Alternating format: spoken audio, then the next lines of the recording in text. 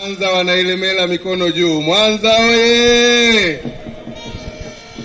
Rais Samia oye! Mheshimiwa Waziri Mkuu oye! Mheshimiwa Waziri Mkuu wa Jamhuri ya Muungano wa Tanzania Dr. Mwigulu Lameck Nchemba, karibu sana mkoa wa Mwanza, karibu sana wilaya Ilemela. Ninaomba nikutambulishe wananchi wa Ilemela. Wananchi wa Ilemela wote pungeni mkono ambao kituo hichi kipo hapa wilayani Ilemela. Pamoja na wananchi wa Ilemela tunaye Mheshimiwa mbunge wa Ilemela. Mheshimiwa mbunge wa Ilemela punga mkono. Lakini tunaye mkuu wa wilaya. Tunaye Mheshimiwa mkuu wa wilaya Ilemela na kamati yake ya usalama, Mheshimiwa Mkalipa, mkurugenzi pia na watendaji wake wote. Mheshimiwa Waziri Mkuu, hapa tunao viongozi wengi, na mimi kazi yangu ni kuwatambulisha na baadaye nitaiachia itifaki hii iendelee.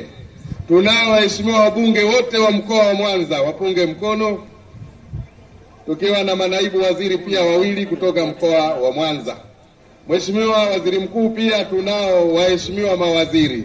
Hao utapata nafasi baadaye ya kuwatambulisha wewe Mheshimiwa Waziri Mkuu kwa uzito wao. Lakini pia tunao viongozi wa chama ngazi ya mkoa, mwenyekiti wetu wa CCM wa mkoa na kamati yake ya siasa ya mkoa. Tunaomba angalau punge mkono. Asante sana. Tunaye mwenyekiti wa CCM wa mkoa wa Kagera, jirani yetu, Mheshimiwa Karamagi, tunaomba utupungie mkono. Mheshimiwa Waziri Mkuu, hapa tunao watendaji wa mamlaka tofauti ndani ya wizara hii ya uchukuzi. Kwa hiyo nitumie fursa hii sasa kumkabidhi waziri wa uchukuzi ambaye ndiyo mwenye dhamana ya mradi huu kwa ajili ya itifaki inayoendelea. Mheshimiwa Profesa Mbarawa, karibu sana. Mheshimiwa Waziri Mkuu, kwanza kabisa na wasalimu kwa jina la Jamhuri ya Muungano wa Tanzania.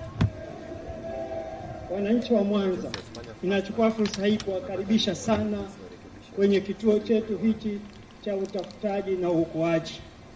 Kituo hichi ndio cha kwanza kwenye nchi yetu ya Tanzania. Leo ukienda ziwa Tanganyika hakuna kituo hichi. Leo ukienda ziwa Nyasa hakuna kituo hichi. Leo ukienda Indian Ocean, Tanga, Mtwara, Dar es Salaam, hakuna kituo kama hichi. Hichi ndicho kituo cha kwanza.